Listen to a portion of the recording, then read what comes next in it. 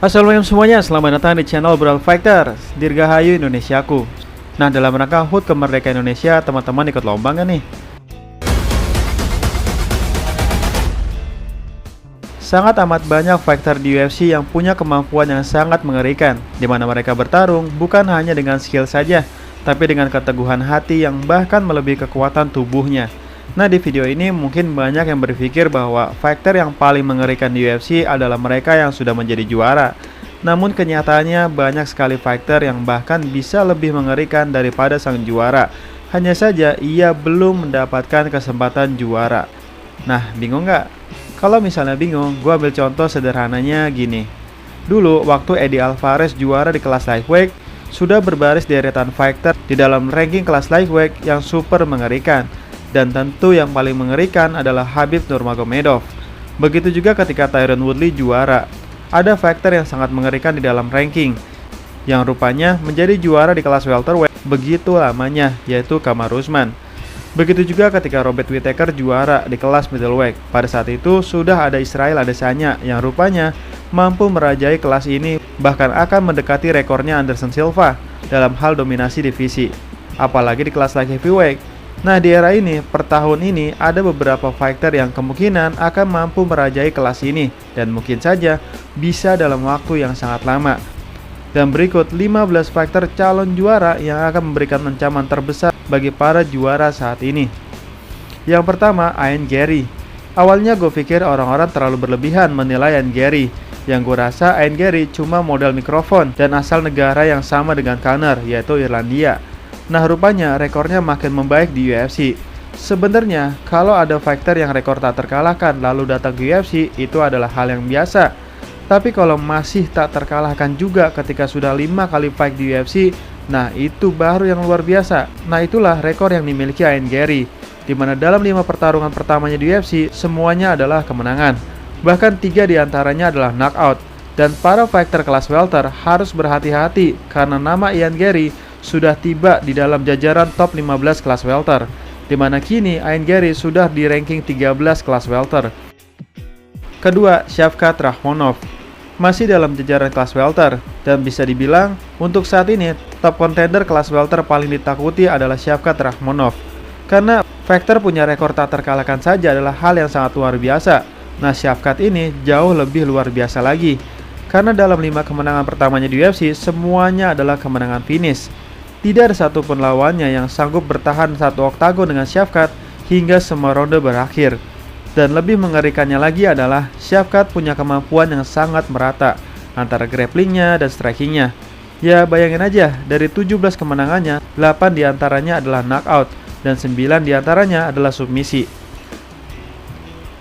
Yang ketiga, Umar Nurmagomedov. Masih dalam deretan fighter tak terkalahkan. Rasanya Umar sudah pasti menjadi juara di kelas ini.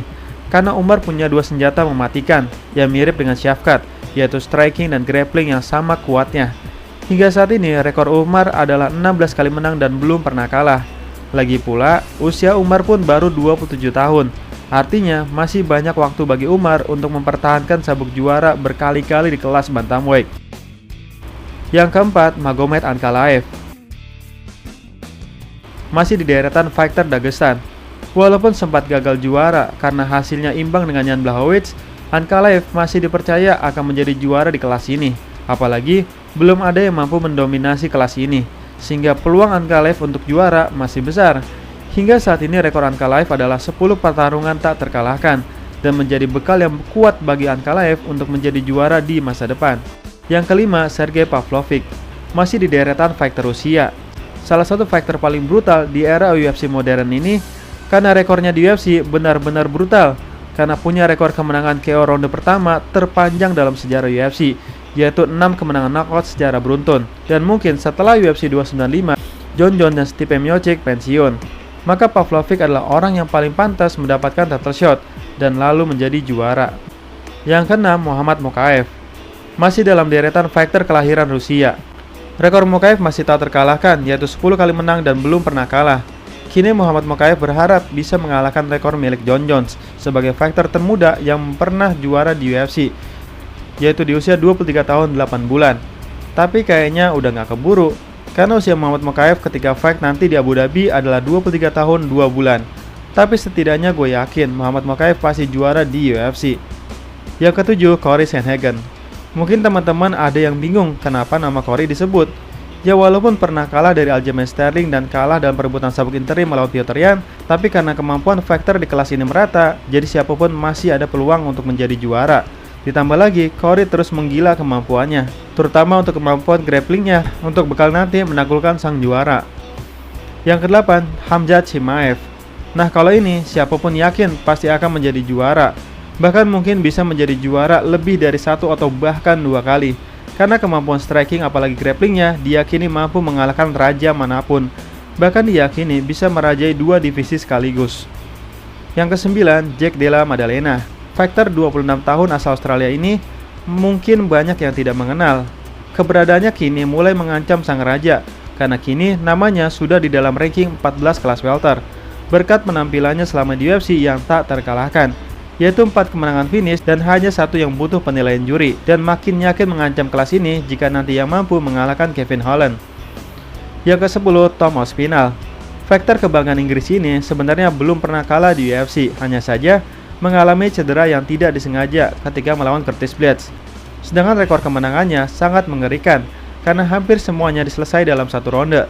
Dan satu hal yang jarang terjadi di kelas heavyweight adalah ada fighter yang 2 cara kemenangan yang seimbang, yaitu menang via knockout dan via submisi, dan itu ada pada diri Tom Aspinall. Yang ke-11, Arman Tsarukyan. Oke, Arman Tsarukyan pernah kalah dari Islam Makhachev dan Mateusz Gamrot, tapi usia Arman baru 26 tahun, dan masih ada 4 tahun lagi waktu untuk Arman Tsarukyan berkembang. Karena memang biasanya fighter di era sekarang juaranya ketika sudah masuk di usia 30 tahun. Karena bisa jadi di masa depan kemampuan grapplingnya Arman bahkan lebih baik dari Oliveira atau bahkan dari Islam Makhachev. Yang ke-12, Ilia Topuria. Fighter tak terkalahkan asal Spanyol ini dengan rekor 14 kali menang dan tak terkalahkan. Tapi walaupun sebenarnya gue nggak yakin Ilia mampu mengalahkan sang monster Volkanovski, tapi setidaknya usia Ilia Topuria baru 26 tahun.